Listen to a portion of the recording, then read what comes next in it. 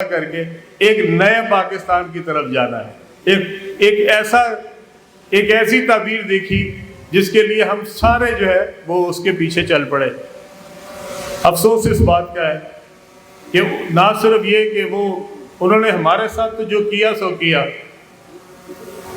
آج جب میں یہ دوستوں کو دیکھتا ہوں خان صاحب تو مجھے یاد آتا ہے کہ اس وقت کے لیڈر میں صرف ایک کمی تھی، وہ کسی کے ساتھ بھی مخلص نہیں تھا، وہ کسی کے ساتھ بھی مخلص نہیں تھا۔ دوست تو بڑی دور کی بات ہے، وہ اپنی اولاد کے ساتھ بھی مخلص نہیں تھا۔ جو شخص اپنے آپ سارے ماشاءاللہ صاحب اولاد بیٹھے ہیں، کوئی شخص ایسا ہو سکتا ہے جو 3.5 سال تک بطور وزیر اعظم اپنی اولاد کو نہ ملے، بطور وزیر اعظم حلف اٹھاتے ہوئے اپنے بچوں کو آنے سے منع کر دے اور اگلے 3.5 سال تک اس کے بچے، اس کے بیٹے اس کو نہ ملے؟ کوئی ایسا شخص ہو سکتا؟ 3.5 سال اس نے اپنے بچوں کی شکل نہیں دیکھی، جتنی دیر وہ وزیر اعظم رہا۔ ہاں، جب اس کے بعد وہ پھر لیٹ گیا تو پھر بچے کو بلا لیا۔ تو جو بندہ اپنی اولاد کا نہیں ہے، اس نے ہمارا کیا ہونا تھا؟ جہانگیر خان کا کیا ہونا تھا؟ سرور خان کا کیا ہونا تھا؟ ہم نے سب نے اس کے لیے دن رات محنت کی، اس کو جب موقع ملا ہر ایک کے خلاف کوئی نہ کوئی کارروائی ضرور کی۔ وہ ماشاءاللہ کیانی صاحب بیٹھے ہیں، نیب ان کے پیچھے لگوا دی، ساتھ ماشاءاللہ جہانگیر خان ترین صاحب بیٹھے ہیں، ان کے بچوں کے، ان کی فیملی پہ، ان کی عورتوں کے اوپر پرچے کروا دیے۔ کبھی ہم میں سے، ہم سارے اپنے جس ملک میں ہم رہتے ہیں، ہماری کوئی قدریں ہیں، ہماری اخلاقی قدریں بھی ہیں، ہم سیاست کرتے ہیں، ہم لڑائی بھی کرتے ہیں، ہم جھگڑا بھی کرتے ہیں، پر کبھی عورتوں کے اوپر سیاست نہیں کی ہم نے کبھی اپنی ماں بہن کو کسی پرچے میں اندر نہیں کروایا۔ ہم نے سیاست کی ہے، مردوں کی طرح سیاست کرتے ہیں، مردوں کا مقابلہ مردانگی سے کرتے ہیں۔ ماں بہنوں کے اوپر کبھی کسی نے پرچے کرائے ہیں؟ کمال آدمی تھا، ماں بہنوں پہ، میری بیٹی کے اوپر پرچے کرائے، میری بیٹی پہ 2 پرچے۔ آپ سوچ سکتے ہیں کہ کوئی اتنا گھٹیا بھی ہو سکتا ہے انسان؟ اور ہمیں سکھاتا کیا تھا؟ ہمیں کیا سمجھاتا تھا؟ مدینہ کی ریاست، مدینہ کی ریاست ہمیں سمجھاتا تھا۔ اور اس کے بعد حال کیا تھا؟ گھر میں تجوری میں پیسے آ رہے تھے، فراگوگی اکٹھے کر کے بھیج رہی تھی، ماشاءاللہ بزدار صاحب بھیج رہے تھے، کے پی سے آ رہے تھے، پیسے گھر میں آ رہے تھے، تجوری اپنے گھر والی کے پاس تھی، اور ماشاءاللہ آنکھوں پہ پٹی بندی تھی، اور ہمیں سمجھاتا تھا مدینہ کی ریاست۔ شرم ہی نہیں آتی انسان کو جب پتا ہو کہ میرے گھر میں لوٹ کا مال آ رہا ہے، بے ایمانی کا مال آ رہا ہے۔ یہ ایسا کوئی گھر ہو سکتا ہے کہ جس کے گھر میں پیسے آ رہے ہوں تجوری میں اور باقی کو پتہ نہ لگے؟ کوئی ایسا گھر ہو سکتا کہ کوئی ایسا گھر ہے جس کے وچ تجوری پری جا رہی ہوئے اور جڑا سربراہ گھر دا انہوں پتہ ہی نہ لگ رہا ہے؟ آپ کے گھر میں اگر ایک بیٹا بھی ایک موٹر سائیکل لے کے آتا ہے نا نہیں، تو باپ اس سے پوچھتا ہے کہ بیٹا یہ کہاں سے پیسے آئے ہیں، یہ موٹر سائیکل کہاں سے لی ہے تو نے؟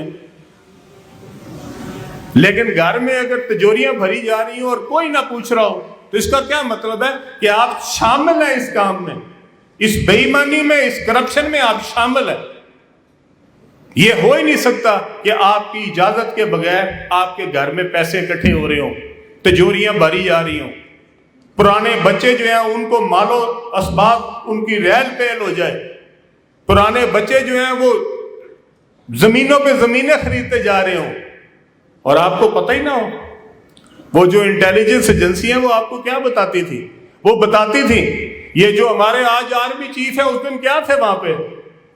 وہ D G I S I تھے، اور انہوں نے عمران خان صاحب کے سامنے جا کے کیا کہا تھا؟ صرف ایک بات کہی تھی کہ آپ کے گھر میں بے ایمانی کا مال آ رہا ہے، وہ جو غبن ہو رہا ہے، وہ جو لوٹ مار ہو رہی ہے، جو پنجاب سے آ رہی ہے، یا وہ جو لینڈ مافیا کا سرگنا تھا وہ دے رہا، وہ آپ کے گھر میں مال پڑا ہوا ہے۔ بس اتنی جسارت کی تھی انہوں نے کہنے کی۔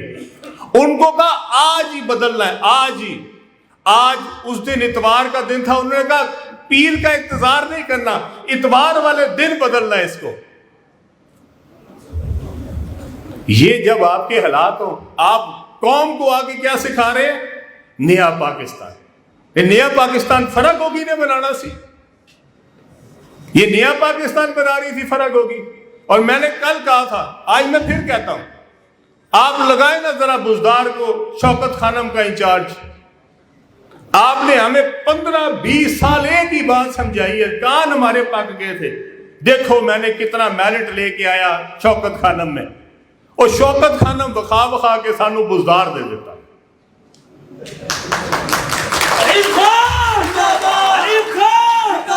دکھاتا کیا تھا؟